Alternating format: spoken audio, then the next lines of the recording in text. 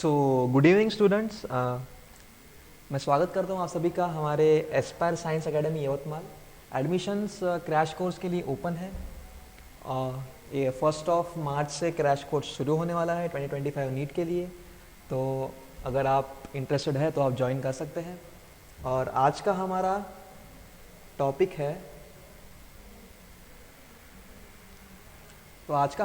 है nucleotide structure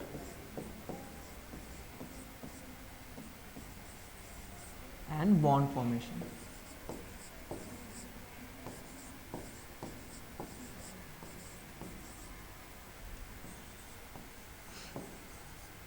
आज का हमारा टॉपिक ये है, ठीक है। तो सबसे पहले हम लोग देखेंगे कि न्यूक्लियोटाइड मतलब होता क्या है, ठीक है। जैसे हम लोग को पता है कि डीएनए जो है दैट इज हमारा जेनेटिक मटेरियल।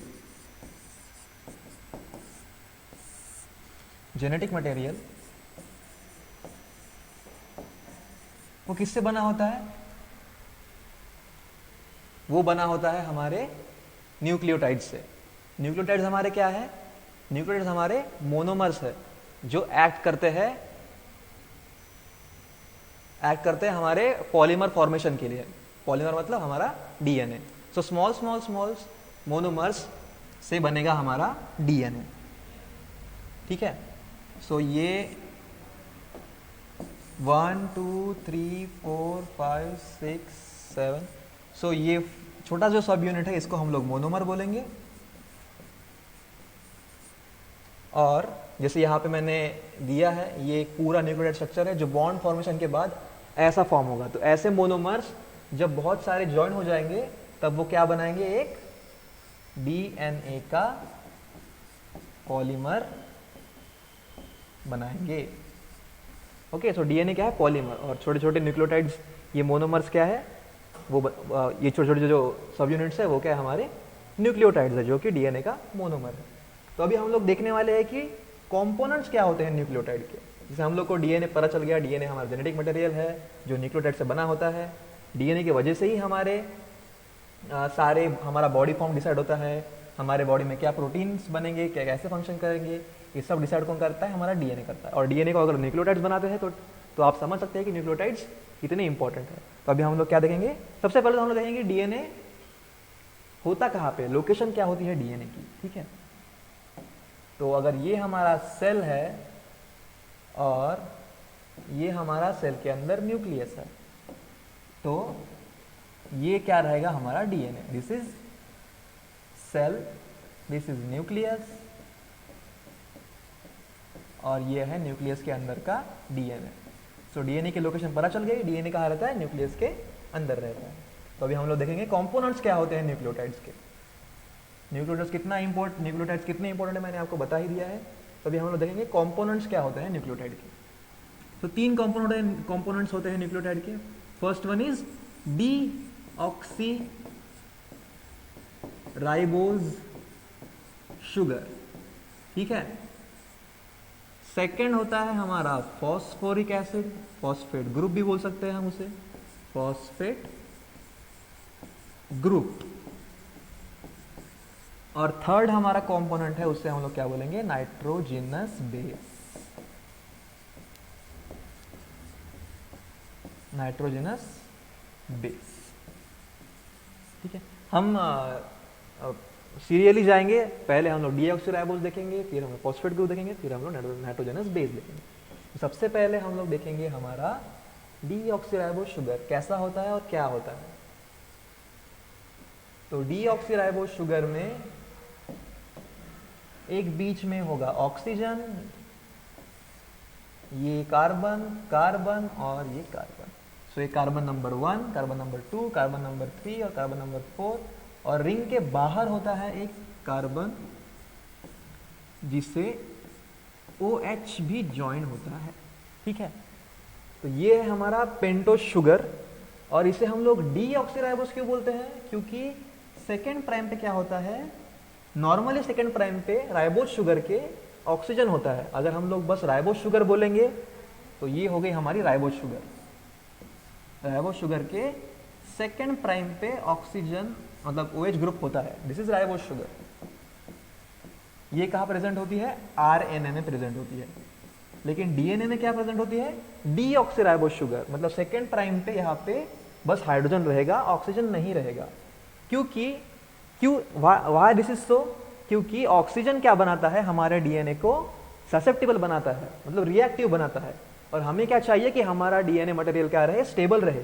किसी भी चीज से DNA में अगर अनस्टेबिलिटी आती है तो हमारा DNA तो म्यूटेट हो जाएगा। अगर DNA म्यूटेट होगा तो क्या होगा? हमारे DNA में एब्रिवेशन जनरेट होंगे। एब्रिवेशन मतलब मिस्टेक्स हो जाएंगे, और मिस्टेक्स होंगे तो हमारी हमारे बॉडी में बहुत सारे डिसीज या एबनॉर्मल कंडीशंस हो सकती है, ठीक है। इसलिए हमारा स्टेबल DNA किससे बना होता है? डीऑक्सीराइबोज शुगर से बना होता है, ना कि राइबोज शुगर से। तो ये रीजन है कि इसीलिए इसको हम डीऑक्सीराइबोज बोलते हैं।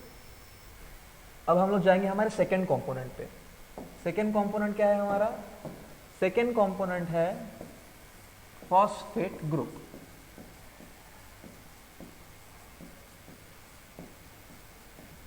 फॉस्फेट ग्रुप में फॉस्फेट ग्रुप किससे बना होगा? ऑब्वियसली फॉस्फेट से बना होगा।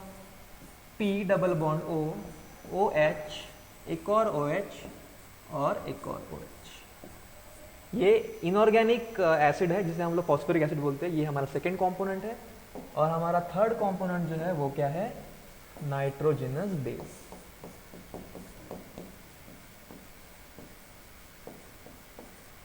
Nitrogenous base. तो मैं आपको दिखाता हूं नाइट्रोजनस बेस कैसे होते हैं। सो नाइट्रोजनस बेस दो टाइप्स के होते हैं। First one is purines and second one is pyrimidines, ठीक है।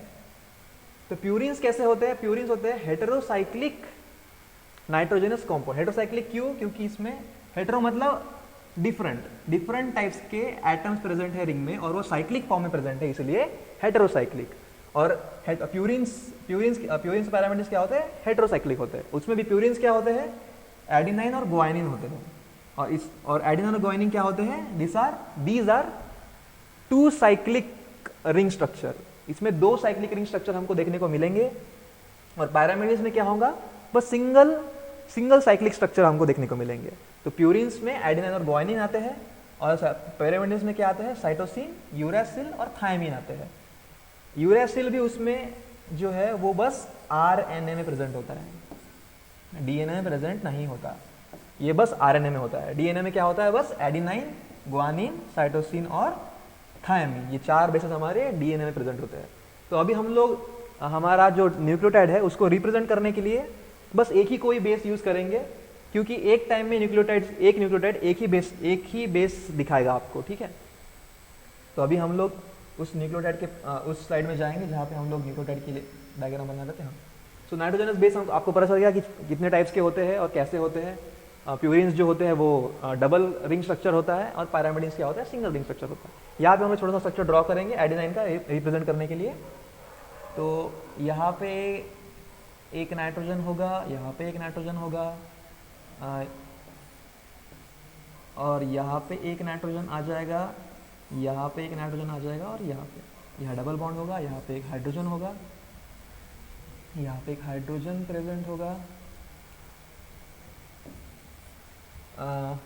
यहाँ पे एक डबल बॉन्ड होगा, यहाँ पे डबल और यहाँ पे डबल बॉन्ड, और यहाँ पे NH2। सो ये है हमारा एडिनाइन। हमने एडिनाइन लिया है रिप्रेजेंट करने के लिए, लेकिन बाकी भी हम लोग नाइट्रोजनस बेस ले सकते हैं, ऐसा कोई प्रॉब्लम है नहीं। तो ये हमारे कंपोनेंट्स हो गए न्यूक्लियोटाइड्स के। अभी हम लोग देखेंगे कि न्यूक्लियोटाइड्स में कितने टाइप के बॉन्ड फॉर्म हो सकते हैं। न्यूक्लियोटाइड जब ये तीनों कंपोनेंट्स एक दूसरे के साथ जुड़ते हैं तो कौन से बॉन्ड फॉर्म करते हैं, ये हम लोग अभी देखेंगे। तो उसके लिए हम लोग एक और स्लाइड पे जाते हैं। ये वाली बैकग्राउंड चेंज कर लेंगे,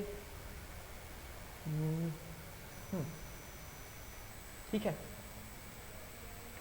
तो न्यूक्लियोटाइड्स में क्या होता है? दो टाइप के बॉन्ड फॉर्म होते हैं। फर्स्ट वन हम लोग बोलेंगे, first one is ester bond,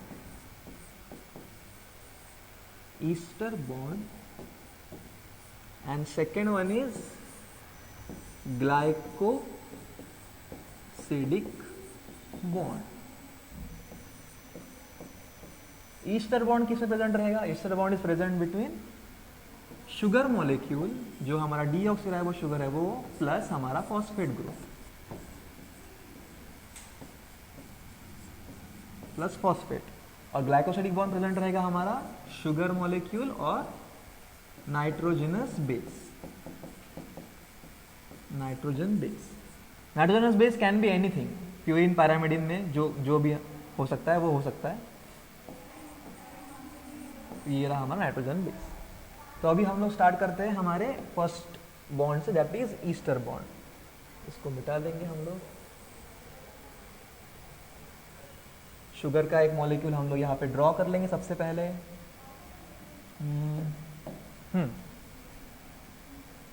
तो ये रहा हमारा शुगर, पेंटो शुगर, डीऑक्सीराइबो शुगर का मॉलिक्यूल। ये कार्बन हमारा CH और ये OH, ठीक है। इसको थोड़ा मिटा देते हैं यहाँ से। और अब यहाँ पे हम लोग फॉस्फेट ग्रुप भी ड्रॉ कर लेंगे।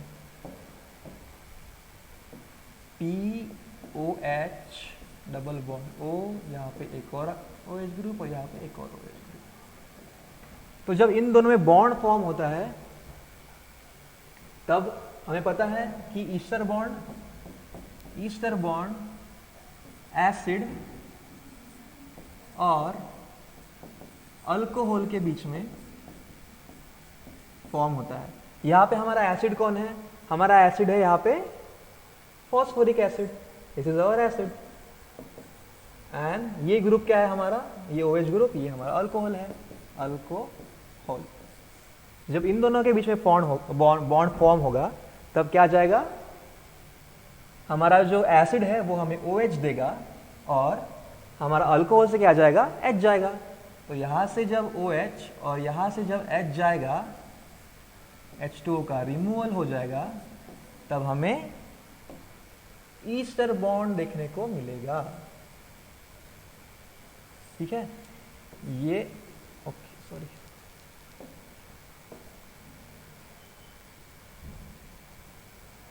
तो हमें ईस्टर बॉन्ड देखने को मिलेगा। यहां से H2O चला गया, यहां पे क्या था? OH था, OH चला गया, और इसके पास जो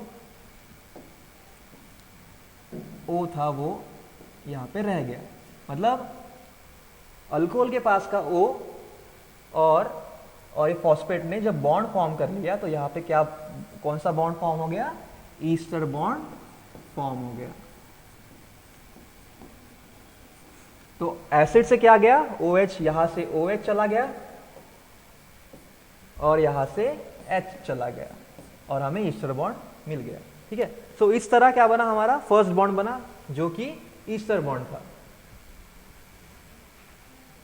तो अभी हम लोग देखेंगे कि ग्लाइकोसिडिक बॉन्ड कैसे बनेगा, ठीक है। अभी हम लोग देखेंगे ग्लाइकोसिडिक बॉन्ड कैसे फॉर्म होगा। ग्लाइकोसिडिक बॉन्ड, तो हमें पता ही है कि ग्लाइकोसिडिक बॉन्ड बेस के, शुगर के बीच में और नाइट्रोजनस बेस के बीच में बनेगा। तो हम लोग ड्रॉ कर लेते हैं हमारा ये पेंटोस शुगर का मॉलिक्यूल। यहाँ पे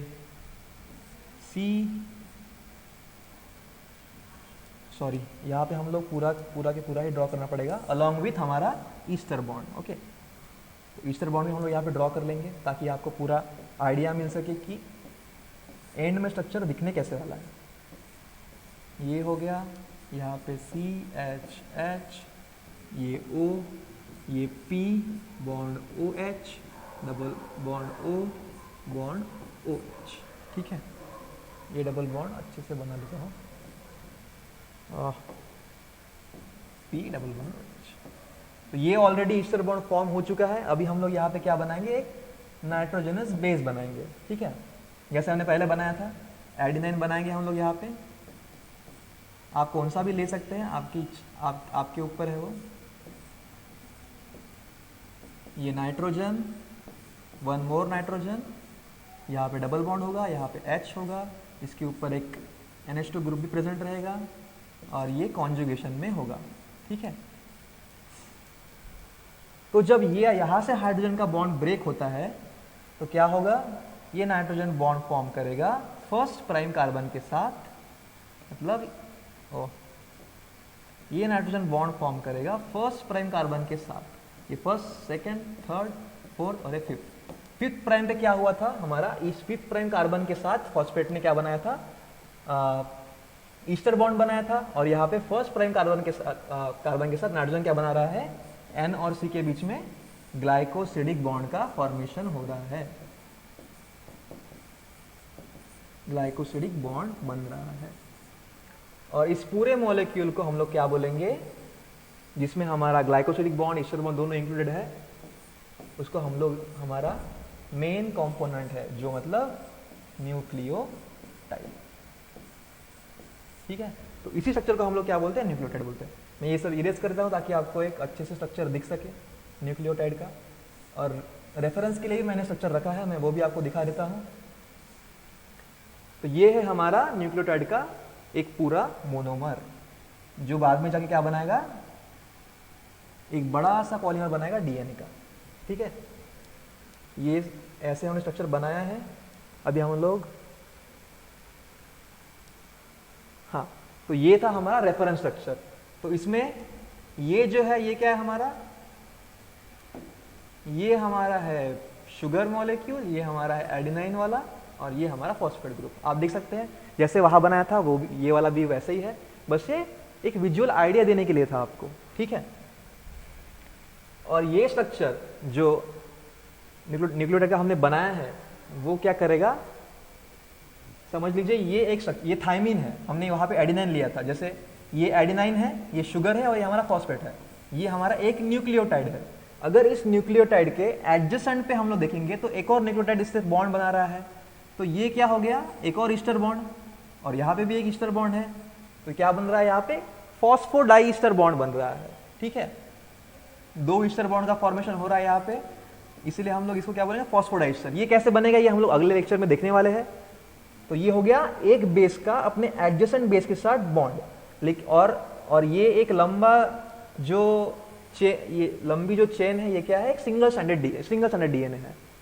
और जब ये सिंगल स्टैंडर्ड डीएनए एक और सिंगल स्टैंडर्ड डीएनए के कांटेक्ट में आएगा, तब ये जो अपोजिट वाले बेसिस है, जैसे एडेनाइन किसके साथ प्राइम, एडेनाइन दो हाइड्रोजन बॉन्ड बनाया किसके साथ, थायमीन के साथ, इसीलिए यहाँ पे दो बॉन्ड दिए गए हैं। तो ये ए और टी क्या बनाएंगे, हाइड्रोजन बॉन्ड्स। ग्वानिन और साइटोसिन क्या बनाएंगे, हाइड्रोजन बॉन्ड्स, 3 हाइड्रोजन बॉन्ड बनाएंगे। और टी और ए क्या बनाएंगे, फिर से हाइड्रोजन बॉन्ड्स। तो इस टाइप से क्या होगा, हमारा डीएनए का मॉलिक्यूल पूरा के पूरा डबल स्टैंडर्ड मॉलिक्यूल इस टाइप से तैयार होगा। तो यहाँ तक ये हमारा आज का वीडियो था। मैं आशा करता हूँ कि आपको ये वीडियो बहुत अच्छे से समझ में आया होगा, और अगर आपको ऐसे ही इंटरेस्टिंग वीडियोस चाहिए तो हमारे एस्पायर एकेडमी के यूट्यूब चैनल को सब्सक्राइब कीजिए। ऐसे इंटरेस्टिंग वीडियोस के लिए अपने दोस्तों तक भी ये वीडियो आप पहुंचा सकते हैं। और अगर आपको कोई और टॉपिक जो लगता है कि हमें एक्सप्लेन करना चाहिए तो आप कमेंट्स में उसको भी लिख सकते हैं। So thank you so much, join कीजिए एस्पायर एकेडमी। क्रैश कोर्स शुरू हो रहा है 1 मार्च से। तो thank you so much and मिलते हैं अगले लेक्चर में। Thank you.